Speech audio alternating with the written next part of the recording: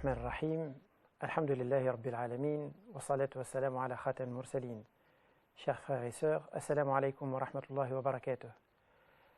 Nous allons nous arrêter chaque épisode de cette émission Lumière du Coran sur un ou quelques versets que nous allons essayer de commenter, de voir, de tirer certains enseignements de ces versets.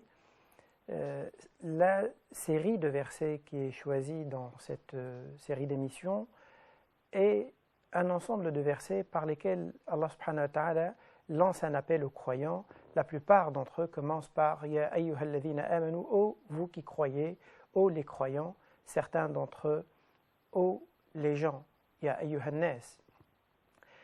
Dans le premier verset, ou les premiers versets, les trois premiers versets par lesquels nous allons commencer, nous avons les versets 264 à 266 de Sourate al-Baqarah, et dans lesquels nous pouvons lire « Ô croyants, ne rendez pas vain le mérite de vos aumônes par des gestes ou des propos désobligeants, à l'instar de celui qui fait des largesses par ostentation, sans croire ni à Dieu, ni au jugement dernier. Cet homme-là est comparable à un rocher que recouvre un peu de terre. Il suffit qu'une averse l'atteigne pour qu'il soit complètement dénudé. De pareils hommes ne tireront aucun profit de leurs actes, et Dieu ne guide pas les gens mécréants. C'est le premier des versets 264. Nous allons venir aux deux versets suivants. À travers ce premier verset, nous constatons une chose importante. Il s'inscrit dans une quinzaine de versets qui le précèdent et qui le suivent, et dans lesquels Allah subhanahu wa ta'ala parle d'un sujet important. Ça tourne autour de la question de la sadaqa, de l'aumône. Et à travers ce concept-là et les différents aspects par lesquels Allah subhanahu wa ta'ala il aborde ici, Allah subhanahu wa ta'ala nous apprend les bases sur lesquelles repose la société musulmane, comme Allah subhanahu wa ta'ala la conçoit. Une société qui repose essentiellement sur la solidarité. Solidarité qui tient au principe de la zakat, de cette aumône obligatoire, de cet impôt purificateur que Allah subhanahu wa ta'ala demande aux musulmans de payer, de donner à ceux qui sont dans le besoin chaque année. Aussi bien la zakat obligatoire que l'aumône volontaire que le musulman fait de son propre choix. Cette société repose donc sur la solidarité qui s'exprime, qui se manifeste à travers la zakat, et non une société qui repose sur le chacun pour soi et qui s'exprime essentiellement par une pratique très ancienne, déjà depuis l'époque de la révélation, qui tourne autour de l'usure, des intérêts, et dans lesquels les riches, loin de se soucier des besoins, des souffrances, des douleurs de ceux qui n'ont pas ou ceux qui en ont moins, ils exploitent ces situations-là pour augmenter de leur part leur richesse. Dans ce verset, donc, Allah subhanahu wa ta'ala va aborder un point important concernant la sadaqa ou l'aumône. Il nous montre que cette aumône a un esprit, une âme qui l'anime, et que le musulman, quand il fait ce geste de don, eh bien, il doit le faire dans l'esprit selon lequel Allah subhanahu wa ta'ala veut qu'il soit fait. Et que, en respectant cet esprit-là de la sadaqa ou de l'aumône, eh bien, ce geste qui paraît simple, banal, se transforme pour celui qui le fait, qui donne, en un acte éducatif très important, très profond, très spirituel, et en un acte très utile pour celui qui reçoit.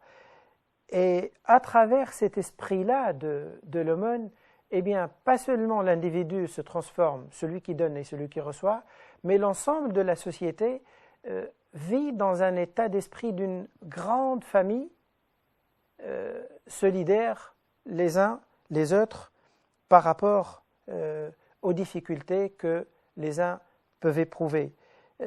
On est loin là de l'esprit qui avait dominé quelques décennies et même quelques siècles auparavant d'ailleurs, avant l'avènement de l'islam, lorsque les gens, dans leur rapport à l'argent, étaient très possessifs, trop possessifs, au point de profiter des besoins des pauvres à travers le système d'usure, lorsque certains n'en donnaient quand ils donnaient que par ostentation, pour se montrer, lorsque ceux qui donnaient également, lorsqu'ils donnaient, ils ne pouvaient pas s'empêcher de rappeler à ceux à qui ils ont donné le bienfait qu'ils venaient de lui faire au point de l'humilier, lorsque certains aussi, lorsqu'ils se trouvaient amenés à donner, eh bien ils choisissaient ce qui ne leur servait absolument à rien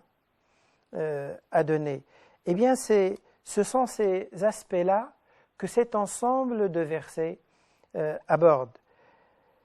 Le premier verset que je viens de lire, par lequel je viens de commencer, vient après un appel qu'on trouve dans le verset 261 de Surat al-Baqarah aussi, et dans lequel Allah subhanahu wa ta'ala nous dit que ceux qui dépensent leurs biens pour la cause de Dieu sont à l'image d'un grain qui produit 7 épis, contenant chacun 100 grains. Dans ce verset, Allah subhanahu wa ta'ala nous incite à donner, à faire des aumônes et à être sensible au manque et aux besoins de ceux qui sont autour de nous. Ceux qui dépensent de leurs biens, eh bien, sont à l'image de quelqu'un qui plante un grain, qui donne à son tour, qui produit 7 épis. Chaque épi contient 100 grains. C'est ainsi que Dieu multiplie sa récompense à qui il veut. Et la grâce d'Allah subhanahu wa ta'ala est immense, nous dit Dieu dans le Coran. Il sait tout ce que vous faites. Il nous dit ici que celui qui donne un grain, il reçoit 700 grains, ce qui représente, en termes de taux, 70 000 fois ce qu'il donne. Aucun commerçant aujourd'hui, aucune banque aujourd'hui, aucun créneau d'investissement aujourd'hui ne propose à quelqu'un un taux aussi immense. Il n'y a que Dieu, il n'y a qu'Allah subhanahu wa ta'ala qui peut proposer un tel bénéfice. Après ce verset-là, nous invitant de cette manière-là à donner, à nous montrer généreux et soucieux des besoins de ceux qui sont autour de nous, le verset donc par lequel j'ai commencé, lorsque Allah subhanahu wa ta'ala nous dit « Ne rendez pas vains vos actions, vos aumônes, par le fait de ne cesser de le rappeler à ceux à qui vous donnez », qu'est-ce qu'il veut nous apprendre, Allah subhanahu wa ta'ala? Il veut nous apprendre une chose importante, c'est que l'important, ce n'est pas seulement de remplir le ventre de celui qui est dans le besoin. Ce qui est beaucoup plus important que ça, c'est de veiller à sa dignité. Ce n'est pas seulement de nourrir son ventre, c'est également être soucieux de son humanité et de sa dignité et de la préserver, et pas seulement de lui donner, même en l'humiliant, à force de rappeler que si ce n'était pas moi, si je n'avais pas donné tel ou tel jour, eh bien, Allah subhanahu wa ta'ala n'apprécie pas que le musulman, tout en faisant du bien, en faisant des gestes de bien, eh bien qu'il le fasse avec cet esprit d'humiliation. C'est que le message de l'islam est un message d'abord qui vise à préserver l'être humain, sa dignité, et il veut le libérer de se trouver amoindri, affaibli, rabaissé par le besoin, et il nous appelle, nous, quand on n'est pas dans cette situation-là, eh bien il nous rappelle qu'on ne doit pas, par le bien qu'on fait, rabaisser la personne qui reçoit. Allah subhanahu wa ta'ala nous appelle à veiller à cet esprit-là à travers ces versets de différentes manières. Qu'est-ce qu'il nous dit après avoir dit « Ne rendez pas vain le mérite de vos aumônes par des gestes ou des propos désobligeants ». Pourquoi il nous dit ça? Il nous dit ça parce qu'en agissant de cette manière-là, eh bien, voilà dans quelle situation on se trouve. On se trouve dans le cas on ressemble à quelqu'un qui possède un terrain, un champ, situé sur une région de roche, un terrain rocher en quelque sorte, rocheux. Et il suffit que la moindre averse tombe sur ce terrain-là, eh bien, elle dénude, elle entraîne, elle emporte la terre, le sable qu'il y a sur cette surface rocheuse, de telle sorte que rien ne peut pousser, aucune récolte n'est à espérer d'un tel terrain. Eh bien, Allah subhanahu wa ta'ala nous dit que celui qui fait l'aumône avec cet esprit d'humiliation ou avec cet esprit insouciant de la dignité de celui qui reçoit, eh bien, comme il a humilié celui à qui il a donné sur terre, eh bien, il se trouvera lui-même humilié et il n'aura pas la récolte qu'il attend de cet acte-là. Si lui, il attend la récompense d'Allah subhanahu wa ta'ala, eh bien, il ne la trouvera pas le jour où il en a le plus besoin. Puis, Allah subhanahu wa ta'ala emploie une deuxième image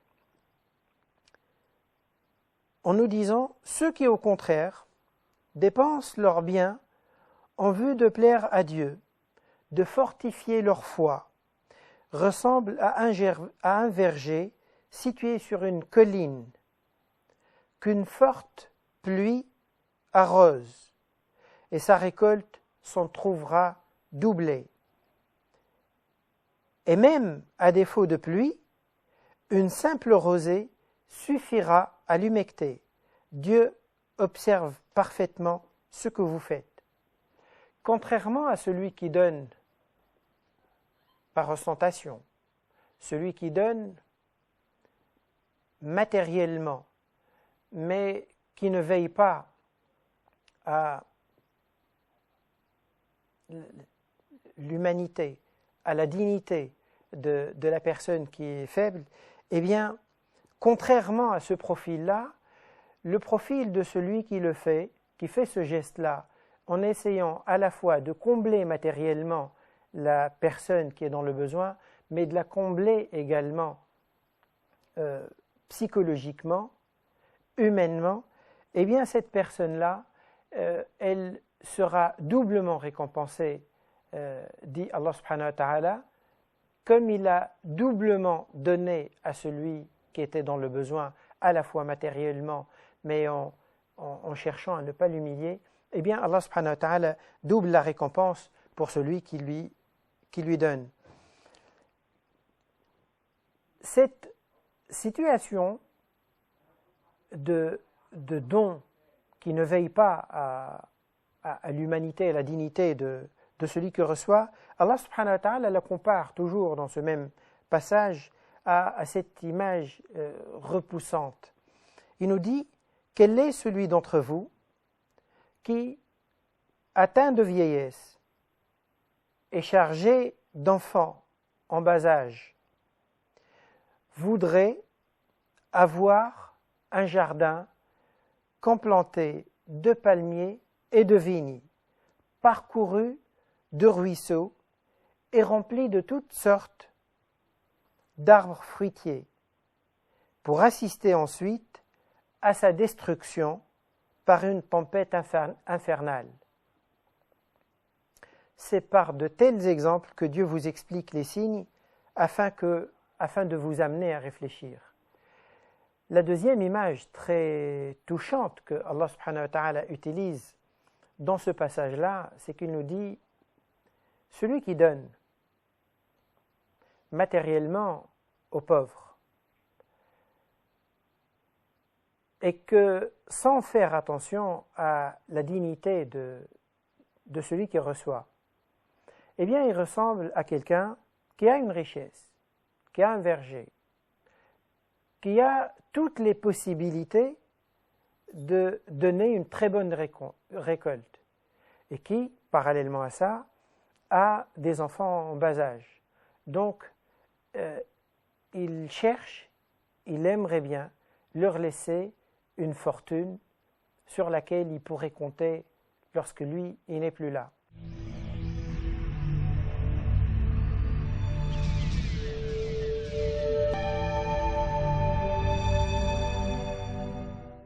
Allah subhanahu wa ta'ala, dans ces versets, emploie des images très touchantes. Il nous dit dans la deuxième image, « Quel est celui d'entre vous qui, atteint de vieillesse et chargé d'enfants en bas âge, voudrait avoir un jardin complanté de palmiers et de vignes, parcouru par des ruisseaux et rempli de toutes sortes d'arbres fruitiers, pour assister ensuite à sa destruction par une tempête infernale. » Cette image-là consiste à dire quelqu'un de riche, qui a des moyens qui lui permettent de vivre et de faire vivre sa famille, et qui en même temps a des enfants en bas âge, et se trouverait dans cette situation-là au moment où il commence à vieillir et il se prépare à quitter ce monde, eh bien il assiste à ce scénario catastrophe. Il voit une tempête infernale qui dévaste ses vergers, ses champs, et qui prive ses enfants au moment où ils en ont le plus besoin. Avec quel sentiment il quitterait ce monde? Eh bien, il le quitterait avec un sentiment d'angoisse et de grande tristesse, de grands soucis. Eh bien, c'est une image par laquelle Allah subhanahu wa ta'ala nous dit que celui qui fait ce geste d'aumône, de don, qui a priori est un geste positif, et que lorsqu'on le fait, on cherche, on attend une récompense de la part d'Allah subhanahu wa ta'ala, eh bien, on peut, malgré ça, bien que ce geste-là est un geste positif en soi, on peut l'entourer de conditions, on peut le faire avec une motivation, avec une intention, on peut l'accompagner de manière de certaines réflexions, de certains propos blessants, humiliant la personne qui le reçoive, de telle sorte que le jour où on a le plus besoin de voir cette récompense, eh bien ce jour-là, on se trouve devant Allah subhanahu wa ta'ala sans récompense. Il y a une parole du prophète sallallahu alayhi wa sallam qui illustre parfaitement cette idée de perdre sa fortune et sa récompense au moment où on l'attend, et dans lequel le prophète sallallahu alayhi wa sallam disait que les trois personnes qui, les premières, seraient amenées en enfer, que Dieu nous en préserve, eh bien, ces trois profils qui ne nous viennent pas à l'esprit. Ce n'est pas quelqu'un qui a tourné complètement le dos à l'islam, ce n'est pas quelqu'un qui ne fait pas la prière, ce n'est pas quelqu'un qui a commis des énormités de péché. Eh bien non.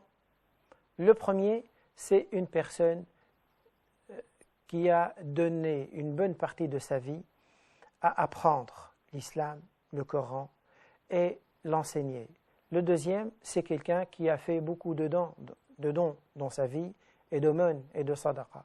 Et le troisième, qui s'est trouvé dans une situation où l'islam était exposé à un grand danger et il s'est engagé pour défendre la cause de l'islam au point de sacrifier complètement sa vie.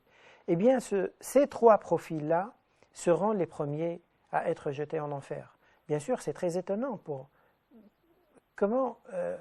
qui pourrait échapper à l'enfer si ces gens-là n'y échappent pas? Eh bien, le prophète sallallahu alayhi wa sallam nous explique en disant que la première et la deuxième et la troisième, leur point commun, c'est qu'ils ont fait un acte très louable. Mais le deuxième point commun qu'ils avaient entre eux, c'est que la motivation qui était derrière cet acte très louable, la motivation était beaucoup moins louable que l'acte lui-même. C'est que les trois n'ont pas agi réellement pour Dieu, ils ont réagi pour eux-mêmes, ils ont agi pour eux-mêmes, ils ont agi pour leur propre ego, ils ont agi pour des compliments.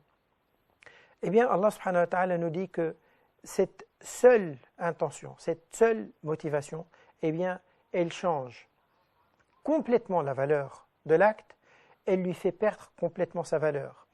C'est dire que l'acte, il peut être bien sûr, en lui-même, mais il ne suffit pas que la forme de l'acte soit bonne. Il faut que l'âme qui l'anime, que l'esprit qui l'accompagne, que les raisons qui nous poussent à le faire, les manières avec lesquelles on fait, eh bien, tous ces éléments-là doivent également être positifs. Et même quand on fait un sacrifice d'une partie de ses biens pour les partager avec d'autres, si au-delà de ce geste de partage, le cœur, l'esprit n'est pas dans un esprit de partage, n'est pas dans un esprit de la dignité d'autrui, de la dignité de celui qui est dans le besoin, Allah subhanahu wa ta'ala considère cet acte-là comme un acte complètement vain. D'ailleurs, dans le verset qui précède ce verset-là, Allah subhanahu wa ta'ala va jusqu'à nous dire que tellement la dignité est plus importante chez l'être humain que son ventre, que ses besoins matériels, qu'il est préférable des fois, quand on n'a rien à donner, quand on ne peut pas aider quelqu'un, il est préférable de tenir un propos positif, de dire des mots doux, sans rien donner.